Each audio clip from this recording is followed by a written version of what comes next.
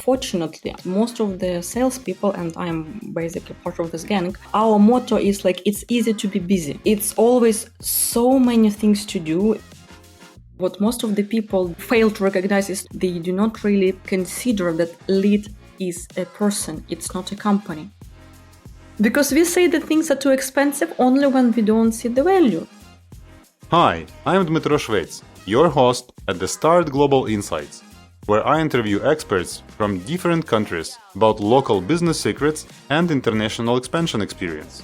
Today we will talk about complex sales, which appears when you are selling abroad. So when you are selling abroad, then you have so many opportunities and you have so many clients. And this is good from one hand, but from other hand, you need to understand how much attention to devote to each of these clients, because today the mass mailing or mass contacting through LinkedIn is not working anymore. You need to investigate and be more like intelligence agent than the sales person. And to go deeper in this topic, I invited my guest today, Olha Kobrina. She's a channel sales manager for CE at Splunk at Cisco Company. And Olga has more than 17 years in B2B sales in different countries, from Central and Eastern Europe to Middle East and Africa. Hi, Olga, and welcome to the show. Hi, Dima. Hi, everyone. First of all, thank you for having me. I'm really excited to share my experience and hopefully it will be useful for you. Great. Could you tell a bit about yourself? What do you do at Splunk? Yeah, absolutely. So in Splunk, currently my role is to help. So first of all, Cisco and Splunk, we are in indirect sales. So we rely a lot on our partner ecosystem. So now my role is actually help our partners to find new leads, to qualify the leads, and to help them to move the leads through the sales process. And of course, to develop the partner skills that will be enough for them to do the sales process themselves. And of course, to do the implementation, adoption, and post-sales support. Previously, actually, you're right, most of my experience comes from the sales. So I'm the channel development only for the last 2 years. Before this, I was a salesperson for Cisco. And afterwards, I moved to AppDynamics. So I did the observability projects. And so you can think that I was first involved in the hardware sales. It always was B2B. So I moved from hardware to cloud software, and now I'm in security.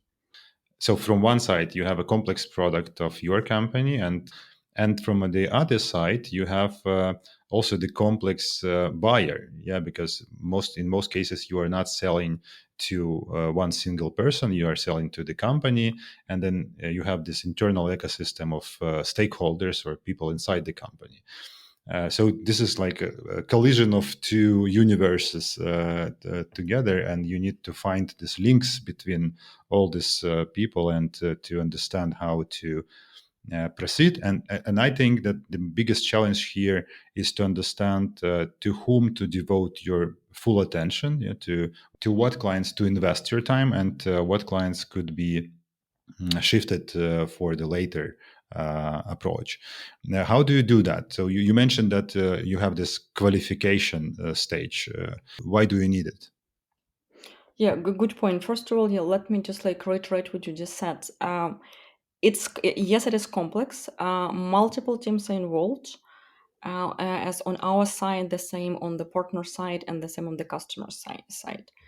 When multiple teams are involved and multiple people are involved, the first thing that we have it's time and prioritization.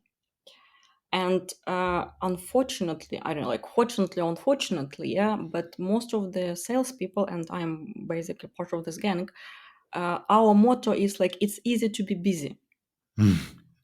It's always so many things to do. It's opening the CRM in the morning. You have, I'm just making up the numbers, but you have 15 active opportunities you're working on. Then you have another like 20, 30, 40 leads coming from marketing, the deal registrations coming from partners. And yes, the big thing is actually how to prioritize and how to qualify what it's actually worth your attention.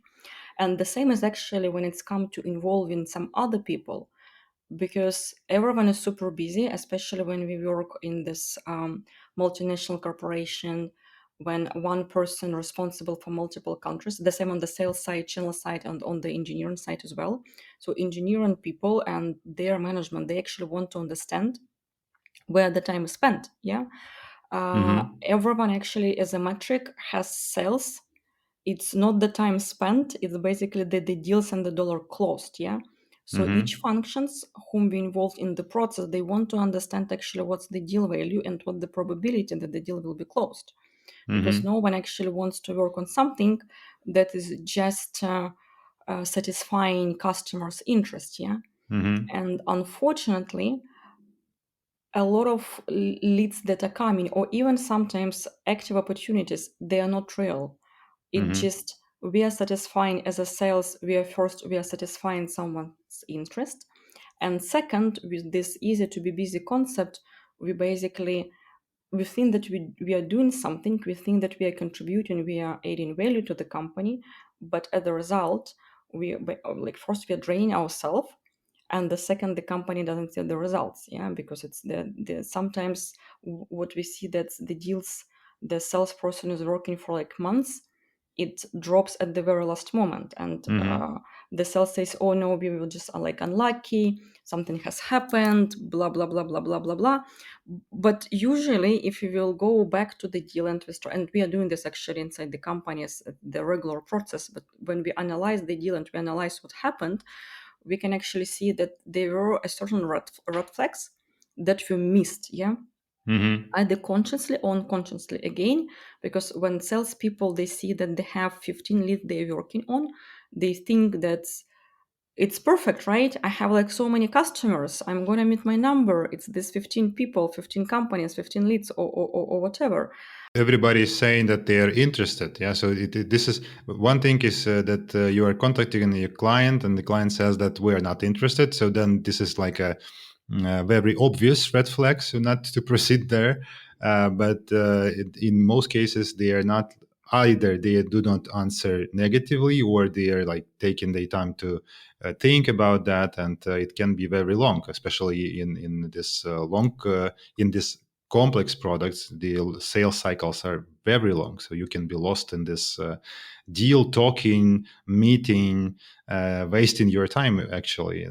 But you say that there is a methodology or approach how to identify these red flags beforehand. Yeah, absolutely. Let me just, I'll come to this. Actually, thank you for bringing up this interested, not interested. That's actually the worst thing that I can hear. It's the customer is interested or not interested, because as you mentioned before, the customer is not a one person. So usually when I hear back from a partner, the customer is not interested, my first question is who? Who is the Who on customer? the customer side, not just who is the customer, because we basically we can discuss a certain company, but who on the customer side is actually not interested? Who is this person? What's his role? What's his responsibility? So why actually we are like, are we actually sure that we are contacting the right person? And the same with this interesting thing. Yeah, like who is the person? What is our responsibility? Does he have any authority in the company? What's he or she, yeah, like with whom are we dealing? Yeah. And when we speak about interesting, what is that is interesting? Yeah. I mean, if you look, even like if you look now at our own behavior when we're buying things for us, yeah, so you go to the shop, it's not that like you are interested in apples, right? You just have some other ideas, like what's this interesting mean to you, yeah? Or Yeah, like you you're are in, like, solving your yeah, exactly. prior Maybe task. you Yeah. want, maybe you want to do the apple pie, yeah? Yeah.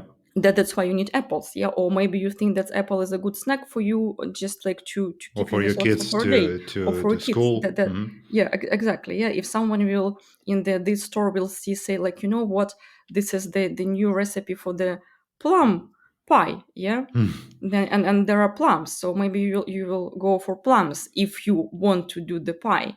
But if you want a snack, then you will not go for the plum, whatever you can say. And the question is like, are you interested in plums? Yeah, sure, like, yeah, I'm interested in plums. Yeah, so can you, and then the person will tell you like for an hour what are the plum, but you have in your mind that you have you need a snack for your kid, right? Yeah, You will yeah, not give plums because then this plum will be all over the backpack. yeah. The same, and this is like what basically we are now coming to this qualification. So yeah, that's what we do on the qualification as well, like trying to understand basically who is interested or not interested. Is it the right person? Hmm. And what does this mean? What is like lying underneath this, like interested or not interested? What's the real need behind that? Yeah. What the real need. But even before they actually looking on the real need, and if you look, for instance, on the lead sides, yeah, because that's where the whole process actually starts. It starts from the leads. So leads, it can be the marketing can bring leads, or like in our case, sometimes partners are bringing some leads, or we are the salespeople, we're doing some lead generation through the like LinkedIn, emails, whatever. We will not discuss does it work or doesn't work. That, like, I think that's absolutely different topics. And Hmm. Hmm. so let's imagine we have these leads. So the first thing that we, and lead is what? Lead is actually a person. Yeah, yeah. Think what people, what most of the people they actually maybe fail to recognize is too strong, but that's actually what's happening. Yeah, they do not really consider that lead is a person. It's not a company. And not even a role in the company. And Yeah. not even a role in the company, I think, Hmm. and not even a role in the company. That's a person, and person has his, her, they, whatever. Yeah, Yeah, that's yeah, own first role descriptions. The thing that's like must be done, and the second some personal things. Yeah, so sometimes when lead says I'm interested, maybe this lead wants to enhance his, her own knowledge. Yeah, yeah, yeah. that might be the case. And then the first thing that's like looking on the lead, on the person who is coming, of course, like the first candidate should be about this person. Hmm. What's his role? What's his role in the company? What are the interests? What responsibilities? So what we're basically trying to achieve, we're trying to understand if this person is the champion. When I say champion, I'm actually now using abbreviation from the, it's actually sales qualification methodology called, it's now it's like a plenty of variations. Yeah, it's like MEDDPICC. Yeah, it's just like depends on how granular we want to be. So when we look on the lead, what we need to understand is the person. May I come back a bit to this abbreviation? So you, because when I teach and when I see somebody's teaching in business, they use a lot of abbreviations and they use the frameworks, and learners they think that this is some kind of magical bullet or magical wand that you can use and it will work. So just as a disclaimer, you can use abbreviations and framework just to easily remember the methodology, yeah, but not as a full instruction. And you mentioned this abbreviation that is called MEDDPICC, yeah. So Yeah. yeah, I will then add in description of the episode. I will add how it is written and some abbreviation details Oh, as well. oh yeah, please. Yeah, you're actually right. We have so many abbreviations that sometimes it's like we have like this is ABC done through X Y that, and when I ask, okay, what's ABC, the reply is, yeah, like how can you know it's that W whatever, like, okay, so you just kind of like And explain me one abbreviation through the another one. It doesn't make it clear.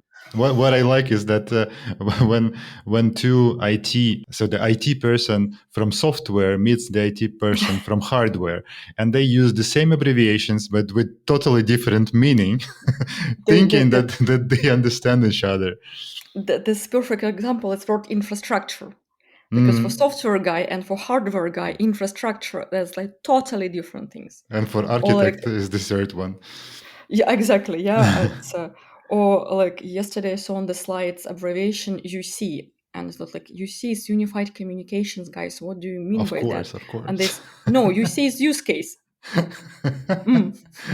Or just you see, you can see that, yeah, not hear it. Yeah, exactly.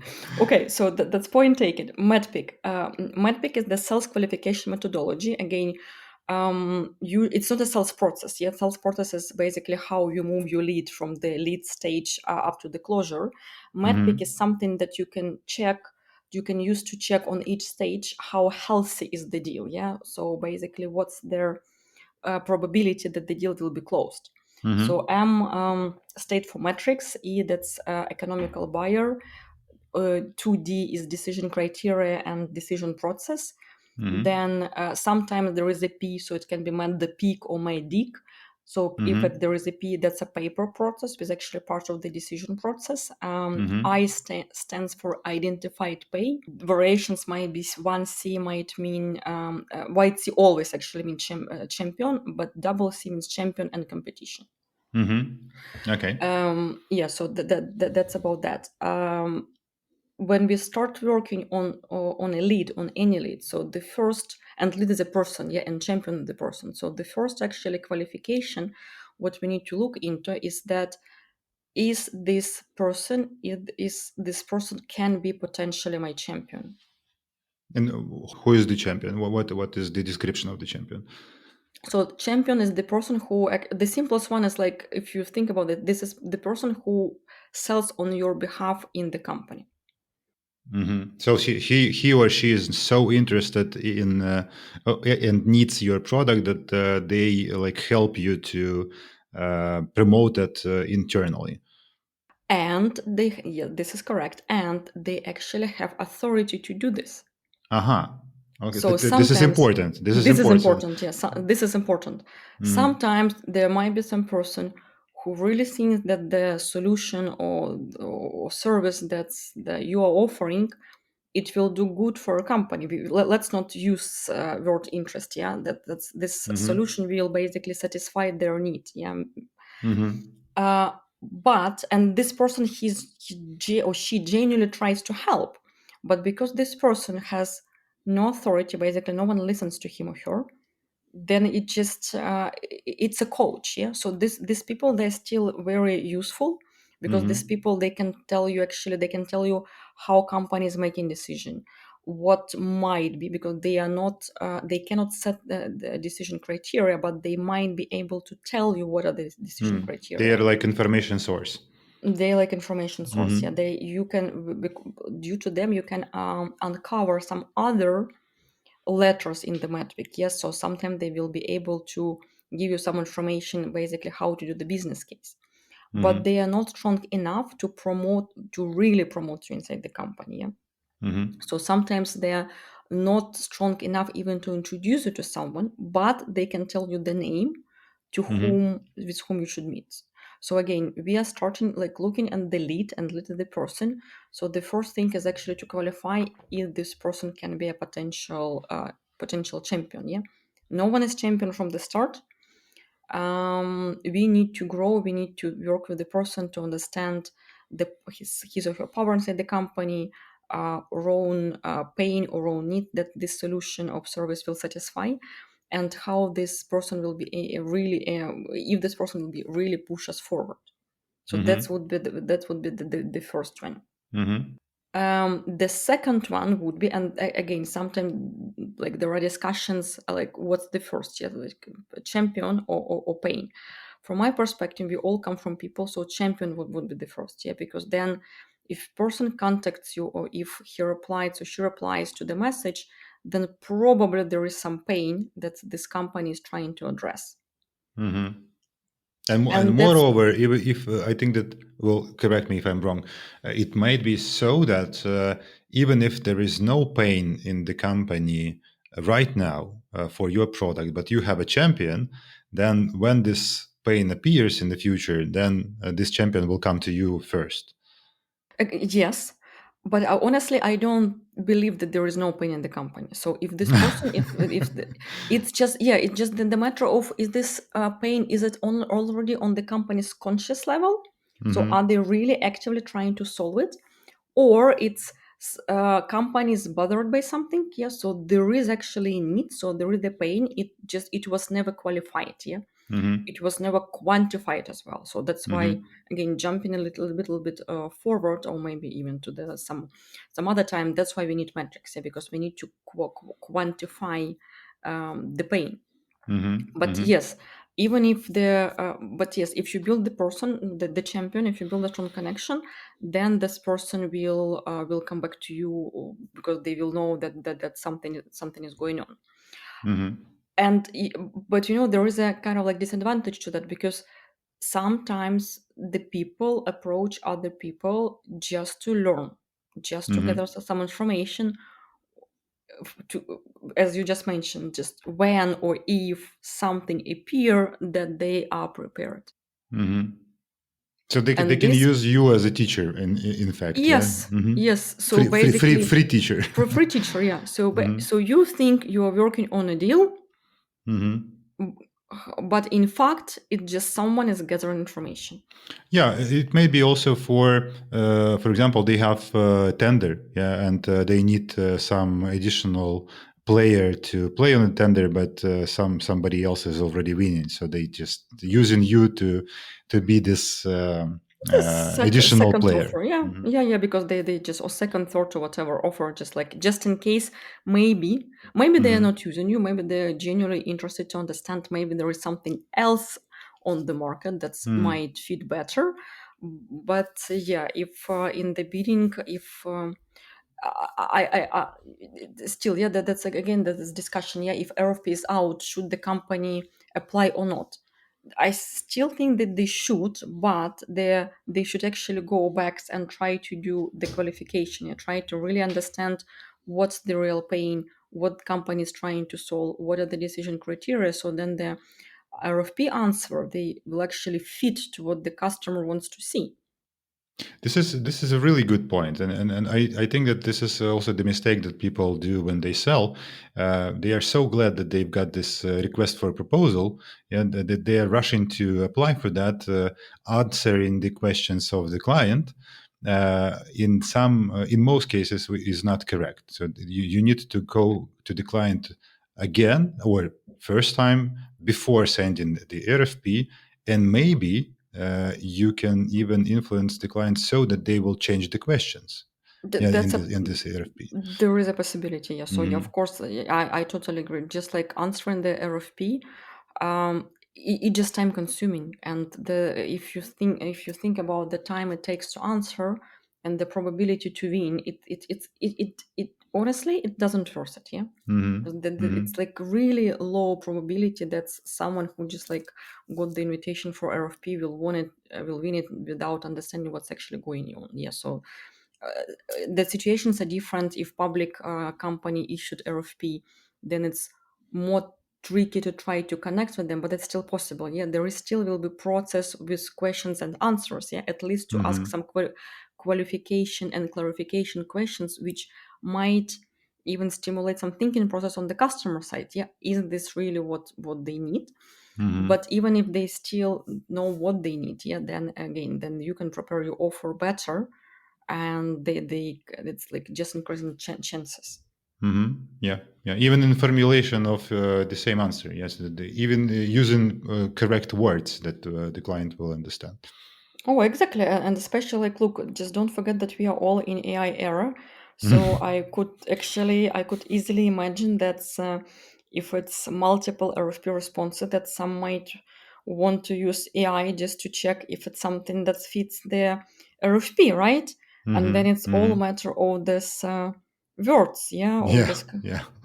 How they will, what are the keywords they will Yeah. look for? Yeah. Okay. Yeah. So we have stopped on at pain identification. Yes. Pain identification, yes. Mhm. So basically, when we look on the lead, so we're starting to see if this person has some can be champion, so has some authority, and what's the pain.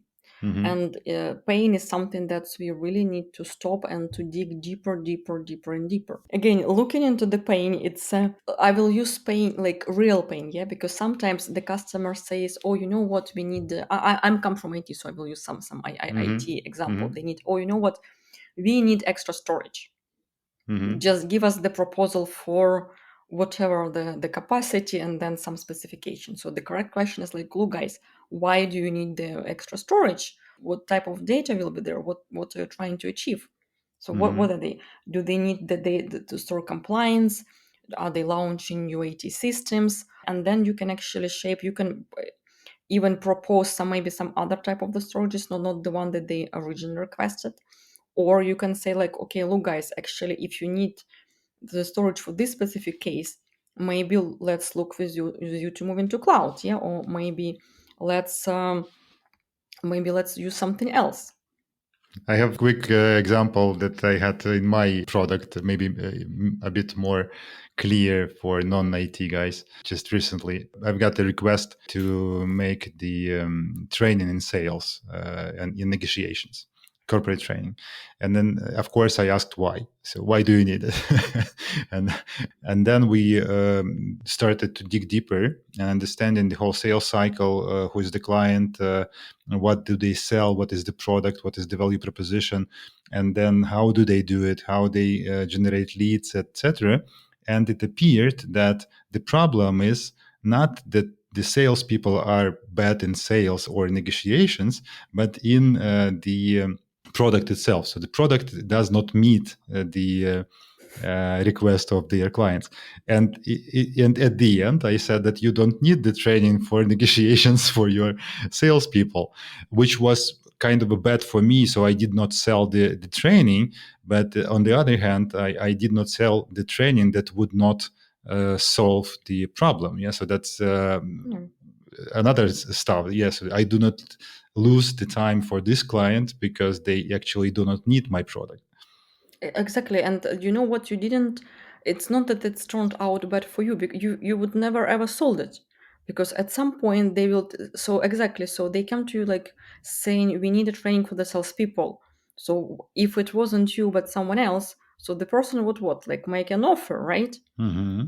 And then the offer will go to the company and it will sit on someone's table for days, for weeks, because they actually subconsciously they know that they don't need the sales training. They know that the issue is somewhere different, so they know that it will not solve the issue.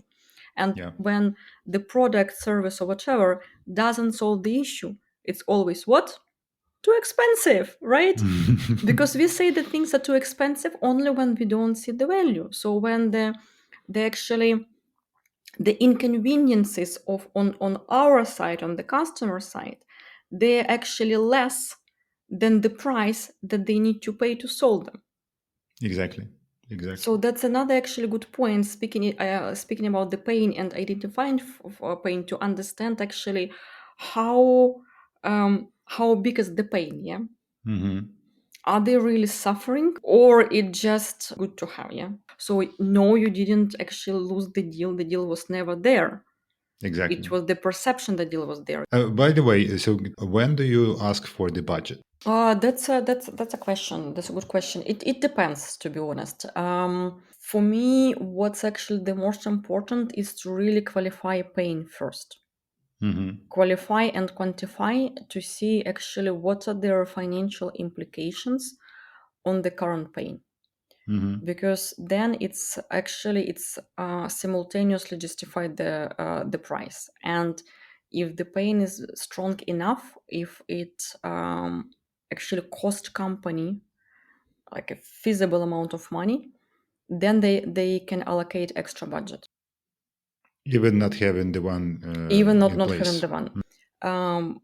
Coming back to leads, yeah, if the lead description says this company is looking to do this project with a sum like 3, 4, 6 months. In this case, yeah, it will not hurt to say, okay, guys, if you're planning this project, yeah, like, do you have any budget allocated to this? Yeah, and if you don't mind, maybe you can share the budget. And again, here it's there might be like several options. Yeah, for instance, they might say, yeah, you know what, we actually looking to do this project and we have allocated 20K, and your project is like 200K at minimum. Yeah, I wouldn't honestly, I wouldn't bother them again, because something which they already have a price tag in their mind. So everything 10 times bigger would be impossible for them, yeah, to accept. Exactly. If it's like a few times bigger, then yes, then we can come back, find pain, to create a business pain. But yeah, again, the budget, and that's why I not always add this upfront, just not to be discouraged. But this is important question, because again, so for not to waste time. Okay, it might be structured differently. Like when you identify the pain, you can actually ask, okay, so do you actually, is it big enough for a company so you can actually, are you actually ready to solve it? Yeah, that's one of the, I think in our sales, yeah, we have this question in our sales methodology. Yeah, is it actually, are you, dear customer, are you actually ready to solve this pain? But again, it matters whom to ask this question. So to ask the question, and we are now looking on the letter E, economical buyer, that's person who actually can use, who has like funds at his discretion or her discretion. So who can actually say, yes, yeah, this is the pain. Yes, I will find money to solve it. Can it be that the champion and economic buyer is one person? Oh, they should be. The thing is that the champion is not a one person. You build the champion's network. Yeah. Uh-huh. If the champion is one person, deal is at risk as well, because people are people. Someone is working for the company, doing their best to solve these issues, whatever, and then the like counter offer come and person leaves. Yeah, and that's and we had the situation in the past when and it all looked amazing. Yeah, so there was a champion, we identified that the processes, like everything was in place, but salesperson didn't work with anyone else in the company. Yeah, and then this person leaves, even though we had a confirmation from economical buyer that they needed. The person who was driving the project left, and the economical buyer like, yeah, but who will do it now? Yeah, that's, yeah, the pain is still there, but now we need to implement some organizational changes to understand like who will. And again, pain can be solved by different ways. Yeah. So this project was this person was driving us, yeah, to solve the pain. Then the new person comes. If we fail to build him like really quick as a champion, he might come with his own idea Vision. how to solve the issue, and with his own people who championed him on this previous workplace. Yeah, that's what you say. That's if you do good job connecting the person and building as a champion, then they will call you even when the opportunity appears. Okay, so this letters, what we had champion, we had I for identify pain, then we had metrics to understand what is the quantifiable things in this pain. Then we had economical buyer who pays for that, all that stuff. Is it enough to understand whether the lead is worth going further or not? Oh, for lead, this too much already. So on the lead stage, or when it's a lead, that's again, if what we need to understand the role of the person. So if he can be potential champion and his interest, okay, that's basically if he has the some need, and get the idea of the pain. So if you have a champion and if you have the pain, then we can move lead to the next and next stages. Basically, economical buyer, it appears on the further stages of the sales process. Yeah, metrics and pain quantification, it all appears later. So on the lead level, it's lead and champion, because it's highly unlikely that economical buyer will be your lead generated by marketing or by anyone else. Highly unlikely. So the pain identified, champion identified, and then we can say that the lead is qualified. Yeah, Yes. and we can invest more time to develop that. Yes, and then we can say that this is a qualified. This is already like this is a qualified opportunity. Yes, so then we work with the lead. It's now a qualified opportunity. Let's look and let's work from the opportunity. Like let's look on this opportunity from the sales process and apply sales process to understand. So what's okay. So the first would be then qualification. Yeah. So then we do what like then we qualify an already like opportunity. Then we start into the pain. We're starting to get an idea what are the decision criterias, can we impact them, who we need to impact them, and then we basically moving it to like proposal, and later like up to the closing. It looks like we have more to talk about that to understand how to move the lead after the qualification to the closure. Thank you, Olga. This was really interesting conversation, and I enjoyed it a lot. And I hope that I will see you again in the show, and we can talk further about complex sales in complex clients. Absolutely. Thank you for having me. Yeah, and looking forward to the next episode. Special thanks to all listeners who made it so far. And if you'd like this episode and you would like to get more insights on international expansion, please subscribe to the podcast so you don't miss the next episode.